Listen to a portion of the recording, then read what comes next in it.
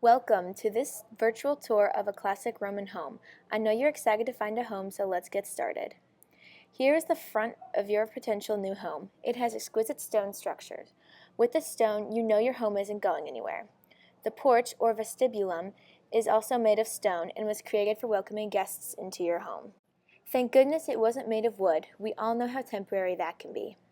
You can put seating or any decor you wish in this spacious area. Now let's take a peek at the peristylum, the Roman garden.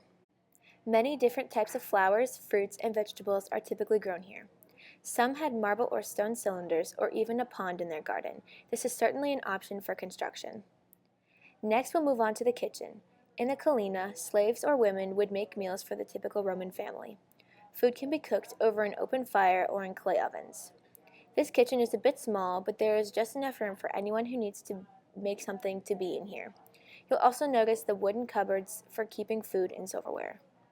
This extra room, or exedra, lays behind the garden and provides a spacious room that can be used for whatever you would please. It has similar proportions to the master study and can be used as a large communal dining room or a simple lounge. Next is the latrina.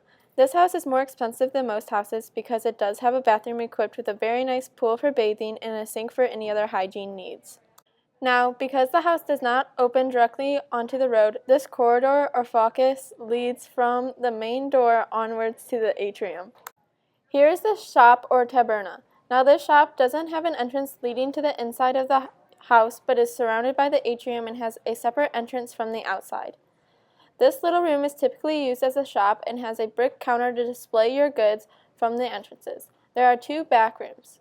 If you would not like to use this room as a shop, you could also use it as a simple shed to keep various things not suitable for storage inside your house. Also known as the living room, this is where guests gathered and families relaxed.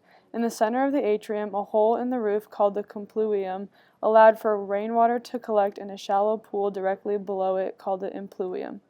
Also, the walls of the living room were often decorated with paintings depicting historical scenes or scenery. The room of the Roman house was the cubiculum or the bedroom. While some were lavishly designed with elaborate paintings to make the room feel more open, oftentimes bedrooms were kept simple with sometimes only a bed and a small chest. The ala or closets were also known as the open wings on each side of the atrium. The main purpose for these areas are still unknown today, but many believe they were used to emit sunlight or simply included to follow the traditional Roman floor plan.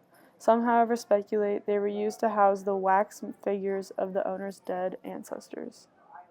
The tablinum or master study was an extra room used to store the family's records. Chests could also be found in this room, which held the family's finances.